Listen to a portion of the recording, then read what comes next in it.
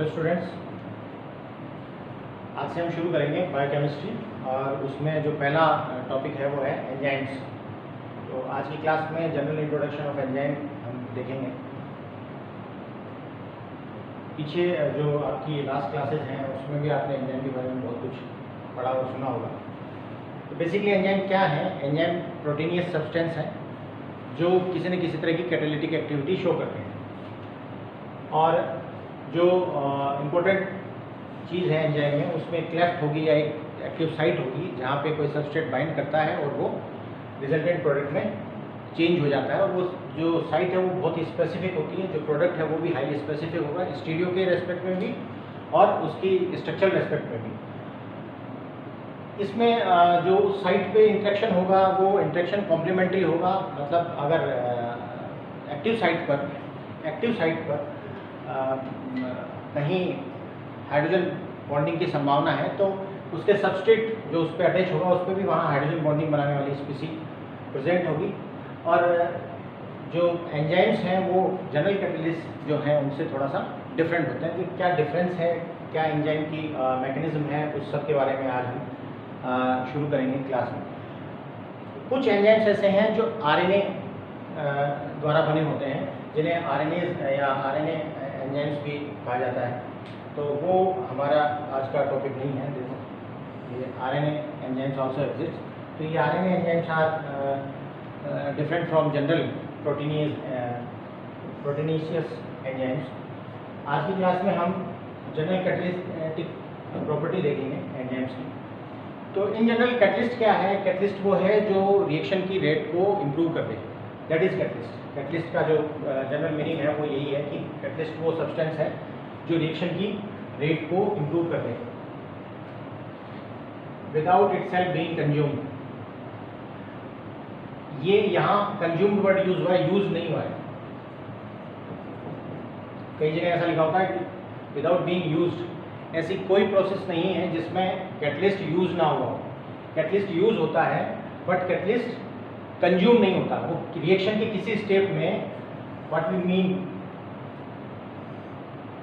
कि वो रिएक्शन के किसी स्टेप में यूज हुआ होगा और किसी स्टेप में वापस रिमूव हो गया। It is used up in one step of the reaction and must be regenerated in a subsequent step. That means वो यूज होता है बट कंज्यूम नहीं होता, because of after some steps वो वापस आपको मिल जाता है। तो होगा क्या कि रिएक्शन में इसकी एक कंसिस्टेंट कंसंट्रेशन ऑलवेज प्रेजेंट होगी, इसलिए आपको बहुत कम अमाउंट की आवश्यकता होती है। तो कैटलिस्ट एक बहुत कम अमाउंट वाला वो सब्सटेंस है जो रिएक्शन की रेट को इम्प्रूव कर दे। बट रिएक्शन रेट को इम्प्रूव करने का मीनिंग ये नहीं है कि वो उसके इक्विलिब्रियम कांस्टेंट को भी डिफर कर दे। कैटलिस्ट कभी भी इक्विलिब्रियम कांस्टेंट को चेंज नहीं करता। The catalyst does not change the equilibrium constant of the reaction, because of वो सबस्ट्रेट और बनने वाले प्रोडक्ट की एनर्जी प्रोफाइल को कभी अल्टर नहीं करता। तो जो रिएक्टेंट और प्रोडक्ट की जो एनर्जी का डिफरेंस है वो ऑलवेज क्या रहेगा? मेंटेन रहेगा। और अगर वो डिफरेंस मेंटेन रहेगा तो इक्विलिब्रियम कांस्टेंट क्या रहेगा? ऑलवेज मेंटेन रहेगा। तो इक्विलिब्रियम कांस्टेंट को कैटलिस्ट अल्टर नहीं करता। अब एंजाइम जो कैटलिस्ट है वो जनरल कैटलिस्ट से कैसे डिफर करता है? जनरली कैटलिस्ट क्या करते हैं? जनरली कैटलिस्ट ये जो एक्टिवेशन प्रोफाइल है, एक्टिवेशन एनर्जी का रिक्वायरमेंट है, उस एक्टिवेशन एनर्जी रिक्वायरमेंट को क्या कर देते हैं?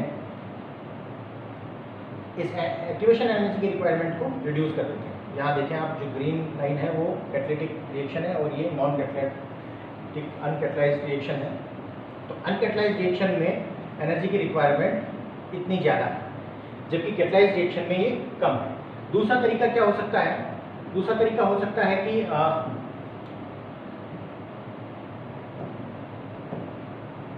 दूसरा तरीका ये हो सकता है कि आप देखें रिएक्टेंट जो है जब कैटलिटिक साइट पे जाए, जब एंजाइम की साइट पे जाए तो उस रिएक्टेंट में किसी तरह का स्ट्रेन आ जाए। अगर उसमें स्ट्रेन आ जाता है तो वो रिएक्टेंट जो है उसकी एनर्जी, उसकी स्टेबल जो उसका कन्फर्मेशन स्टेबल स्ट्रक्चर उससे थोड़ी ज़्यादा हो जाएगी।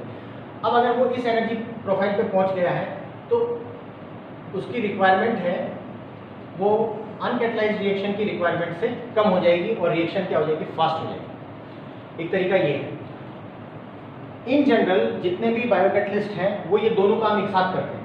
दे alter the path and also change the stability of reactant. तो रिएक्टेंट की एनर्जी बढ़ जाएगी और जो पाथ है, जो एक्टिवेशन एनर्जी की रिक्वायरमेंट है उसको मिनिमाइज करेंगे. एक तरीका ये है कि वो एक्टिवेशन एनर्जी की रिक्वायरमेंट को थ्रू इंटरमीडिएट मिनिमाइज करें, कि रिएक्शन के दौरान कोई ऐसा इंटरमीडिएट बने जो कंपैरेटिवली कम एक्टिवेशन एनर्जी से प्रोड्यूस हो जाए और वो then it will convert into product. तो ये 3 तरीके हो सकते हैं जिससे कोई कैटलिस्ट या कोई एंजाइमेटिक कैटलिस्ट अपने सबस्ट्रेट को प्रोडक्ट में कन्वर्ट करे. तो पहला जो आपने देखा इसमें क्या हो रहा है, जो रिएक्टेंट है वो अनस्टेबल हो रहा है, तो आपका एक्टिवेशन एनर्जी जो है उसकी रिक्वायरमेंट कम हो जाएगी. एक तरीका ये हो सकता है कि वो आपके एक्टिवेशन एनर्जी की रिक्वायरमेंट, जो ट्रांजिशन स्टेट है उसको थोड़ा स्टेबलाइज कर दे.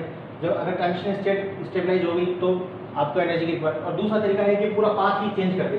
बट इन सभी रिएक्शंस में आप देखें कि जो रिएक्टेंट और प्रोडक्ट है, जो रिएक्टेंट और प्रोडक्ट है उनकी एनर्जी आप देखें, रिएक्टेंट और प्रोडक्ट की एनर्जी प्रोफाइल देखें तो आप देखें रिएक्टेंट की इनिशियल और स्टेबल प्रोडक्ट की जो एनर्जी है वो अनकैटलाइज्ड और कैटलाइज्ड दोनों रिएक्शन में सेम है. दैट मीन्स इन दोनों का जो एनर्जी डिफरेंस है, डेल्टा एच का जो डिफरेंस है वो मेंटेन रहेगा. अगर वो मेंटेन रहेगा तो जो इक्विलिब्रियम कांस्टेंट है रिएक्शन का वो मेंटेन रहेगा. तो कैटलिटिक रिएक्शंस इक्विलिब्रियम कांस्टेंट को डिस्टर्ब नहीं करती, केवल रेट का एनहेंसमेंट करती है. नाउ वास्तव में बायोकैटलिस्ट क्या है और एंजाइम वर्ड कोहेन ने दिया था, ये हिस्टोरिकल एस्पेक्ट है तो ध्यान रखें. कोहेन ने ये टर्म कोट की थी. एंजाइमेटिक जो कैटलिसिस है उसमें ये 4 इंपॉर्टेंट चीज़ें हैं जो आपको थ्रू एंजाइम मैकेनिज्म में काम आएंगी. पहला, आप किसी भी एंजाइमेटिक रिएक्शन की कंडीशंस देखेंगे तो बहुत विग्रस नहीं होंगे. जैसा इन जनरल हम जो टेस्ट ट्यूब में जो रिएक्शंस कराते हैं या जो जैसे आप हैबर प्रोसेस देखते हैं तो उसमें बहुत हाई टेम्परेचर चाहिए वही अमोनिया बनाने के लिए, और वही अमोनिया अगर नाइट्रोबैक्टीरियाज वगैरह बनाते हैं तो general normal temperature and pressure conditions में वो काम हो जाता है. तो एंजाइम्स को जो रिएक्शन कंडीशन चाहिए वो बहुत ही नॉमिनल होती हैं. बहुत ज़्यादा हाई टेम्परेचर या लो टेम्परेचर की आवश्यकता नहीं है, बहुत ज़्यादा प्रेशर की आवश्यकता नहीं है, और पीएच रेगुलेटेड होती हैं. तो पीएच भी ऐसा नहीं जो बहुत हाई या लो हो, फिजियोलॉजिकल पीएच इन जनरल. जैसे हमारे बॉडी में जो पीएच रेंज है वो 2.5 से लेके और लगभग 8 तक है. तो इसी रेंज में आपको बहुत विग्रस एसिडिक या बहुत विग्रस बेसिक कंडीशंस की रिक्वायरमेंट नहीं है एंजाइमेटिक रिएक्शन. दूसरा, रिएक्शन हाईली स्पेसिफिक होती हैं. आपके शरीर में कहीं भी डी शुगर के अलावा अगर आयरन शुगर आपको दे दी जाए तो आपकी पूरे शरीर में कोई भी मेटाबॉलिक एंजाइम ऐसा नहीं है जो एल शुगर्स को मेटाबोलाइज कर दे. उन पे किसी तरह कोई रिएक्शन, ऐसा ही आपकी बॉडी में कोई ऐसा एंजाइम नहीं है जो डी अमीनो एसिड्स को यूटिलाइज कर सके, मेटाबोलाइज कर सके. हमारे शरीर में जितनी भी प्रोटीन्स हैं वो सब एल अमीनो एसिड से बनी है. जितने भी एंजाइम्स उस पर वर्क करेंगे वो सब एल अमीनो एसिड के लिए स्पेसिफिक होंगे. तो सबस्ट्रेट जो है और जो एंजाइम की बाइंडिंग है वो भी इस चीज़ पर डिपेंड करती है. इवन स्टीरियो और एनेंशियो सेलेक्टिव रिएक्शंस जो हैं, 2 एनेंशियोमर्स में से एक एनेंशियोमर को चुनना, ये इन जनरल जो आपकी रिएक्शंस हैं उसमें बहुत मुश्किल डाइस्टीरियो सेलेक्टिव रिएक्शंस होती हैं. बट एनेंशियो सेलेक्टिविटी वो आपको यहाँ एंजाइम्स के केस में आपको 100% एनेंशियो सेलेक्टिविटी मिलेगी. वो केवल और केवल एक स्पेसिफिक कॉन्फ़िगरेशन को चुनते हैं. And these reaction are well regulated also. Well regulated means इन रिएक्शंस को रोकने के लिए आपको एक्स्ट्रा कोई एफर्ट या उसको कोई नेगेटिव कैटलिस्ट वगैरह डालने की आवश्यकता नहीं है. क्यों? क्योंकि रिएक्शन उस समय तक होगी जब तक प्रोडक्ट की या रिएक्टेंट की एक स्पेसिफिक कंसंट्रेशन अचीव नहीं हो जाए. वो स्पेसिफिक कंसंट्रेशन प्रोडक्ट की या रिएक्टेंट की ही अलार्मिंग है फॉर एंजाइमेटिक एक्शन. जैसे ही वो पर्टिकुलर कंसंट्रेशन अचीव हो जाएगी, एंजाइम की बायोलॉजिकल एक्टिविटी है वो या जो उसकी कैटालिटिक एक्टिविटी है वो रुक जाएगी. तो दे आर सेल्फ रेगुलेटेड. और जनरल कैटालिसिस जो है उसमें आप किसी भी रिएक्शन को 100 to 10,000 टाइम इम्प्रूव कर सकते हैं. बट आप देखेंगे कि जो बायोलॉजिकल कैटलिस्ट है उसकी एफिशिएंसी उनसे कहीं ज़्यादा है। कार्बोक्सी पेप्टाइडेज ए जो है वो देखिए जनरल कैटलिसिस के कंपैरिजन में, जनरल कैटलिस्ट के कंपैरिजन में रिएक्शन को 10 पावर, अगर आप ये रिएक्शन किसी कैटलिस्ट की मदद से करते तो आपको मैक्सिमम 2 से 10 पावर 2 से 4 टाइम्स आपको एनहेंस रेट मिलती, जबकि कार्बोक्सी पेप्टाइडेज इसको 10 power 11 times, 10 power 14 times, 10 power 9 times, 10 power 11 times. तो ये आप देखिए अलग अलग जो एंजाइम्स हैं वो एंजाइम्स रिएक्शन को इतना अधिक फास्ट कर देते हैं। उसका कारण ये है कि जो जनरल कैटलिसिस है उसमें कोई एक चीज़ या तो आपका product stabilise transition state stabilise होगी या आपका रिएक्टेंट है वो डिस्टेबलाइज होगा। लेकिन जब एंजाइमेटिक कैविटी में काम होता है तो वहाँ ये सारे जो प्रोसेसेस हैं वो एक साथ घटित होते हैं, तो आपके सबस्ट्रेट और एक्टिवेटेड कॉम्प्लेक्स के बीच का जो एनर्जी बैरियर है वो ऑलमोस्ट लॉस हो जाता है और उस वजह से आपको ये हाई रिएक्शन रेट्स मिलती हैं। तो नेक्स्ट क्लास में जो हम देखेंगे क्लासिफिकेशन ऑफ एंजाइम्स और उसके बाद हम देखेंगे mechanism of enzyme. Thank you.